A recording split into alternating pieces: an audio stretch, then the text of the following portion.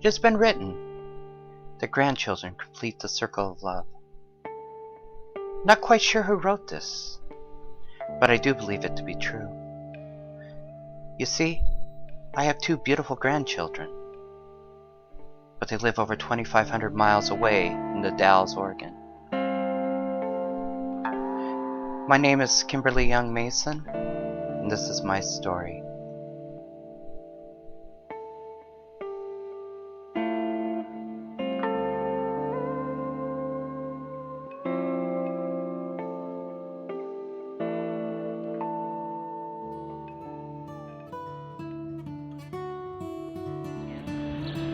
Hi everybody, my name's Kim Mason from Buffalo, New York. I want to thank you for checking out my campaign page here.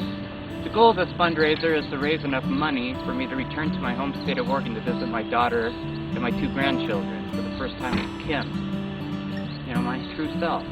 The last time I visited the Pacific Northwest was back in July of 2010. I guess a little backstory is in order here.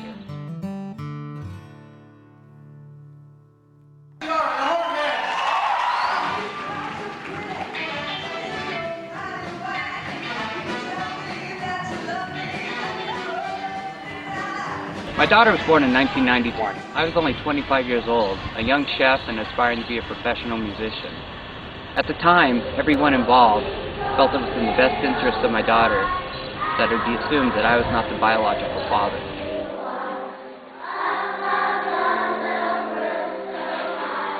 My daughter grew up from afar, and I tell you, it got painful at times. And even to add more to my regret, she was in the exact same class as my partner's son.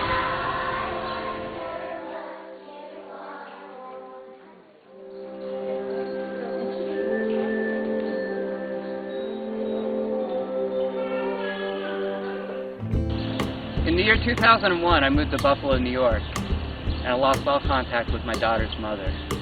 It was at this time I started my transition from male to female. 6 years had passed and I was living my life very comfortably, and then I got the phone call that I had been waiting for 15 years. Hello, Tim.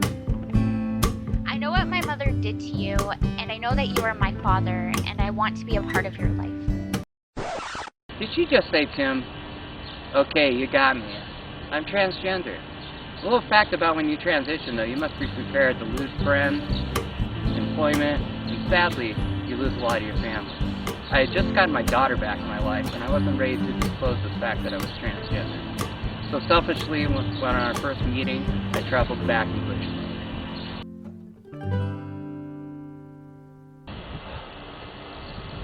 Over the next 3 years, our long-distance father-daughter relationship grew even stronger. Then in 2010, she had my grandson and honored her father by naming him Timothy Red.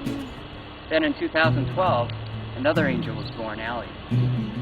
So look, in 3 years, I had a family again. Indeed, 2012 was a crazy year for me.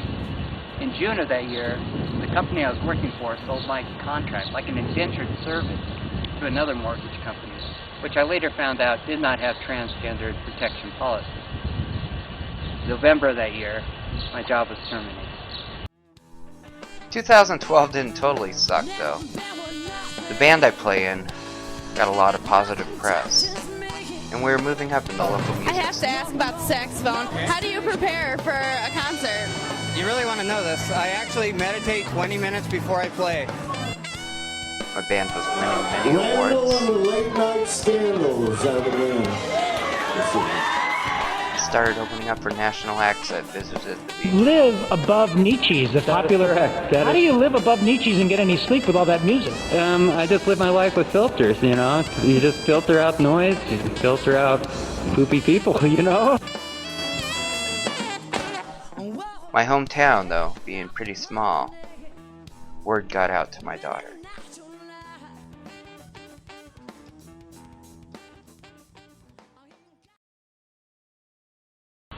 So it was Christmas Eve, 2012, and my daughter calls me.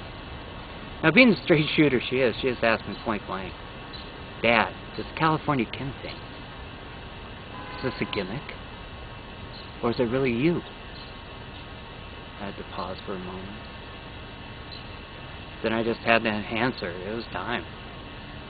No, Kim is me. I remember what she said afterwards. Dad, I loved you then, and I love you now. Hell, I even named my grandson after you. So everything turned out okay. I mean, not quite the way I wanted to come out to my daughter, but now I'm known as TranDaddy Kim.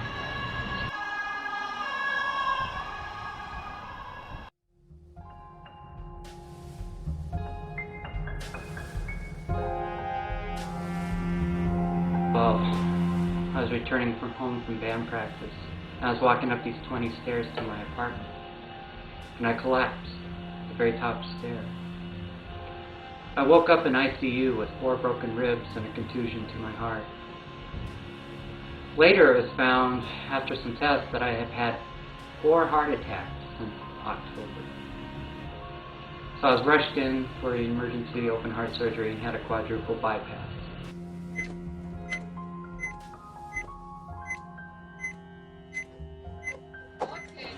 Okay. Due to complications that caused my fall and an autoimmune disease, I'm currently unable to work and I'm on temporary assistance and awaiting my Social Security disability settlement. The doctors actually told me if they hadn't found those clogged arteries, I wouldn't have lived to see my next birthday. Support. Thoughts. Thought I'd say, hey, I'm alive. Having that close call with death really made me put my life into new perspective. That's why I really just want to get home and visit my grandchildren. Okay, I guess it's time to get to the point of all this jibber-jabber, huh? The reason I set up this campaign at fundmytravel.com is just basically, I'm just trying to raise money so I can travel home and see my daughter as my true self, hold my grandchildren for the very first time. So I've set up an ambitious budget of $2,500. I know that may sound like a lot, but let me break it down for you. Okay, I budgeted $600 for airfare, $700 for 14 days lodging, $400 for ground transportation, $280 for my meals, $300 for entertainment. I mean, who wants to be a boring granddaddy? And the remaining $220 is just for the GoFundMe fees and any other costs that may incur with this campaign. To share in this experience and follow the progress of this campaign, I've set up a blog at Tumblr. I've also set up a YouTube channel where I'll be blogging on the progress, taking video of any other events that take place during the fundraising process. And also, during the journey, I'll do a daily vlog, and actually you'll witness the reunion. Lastly, I've set up a Facebook page, and I named it Grandchildren or the Circle of Love. From there, I'll be able to promote any fundraising events outside of this online campaign. And all the links will be down in the description below. So, that's about it, people. I just want to thank you for all your support, and on behalf of my family and friends, much love. We can do this. You are my sunshine, my only sunshine. You make me happy when skies are gray. You never know, dear, how much I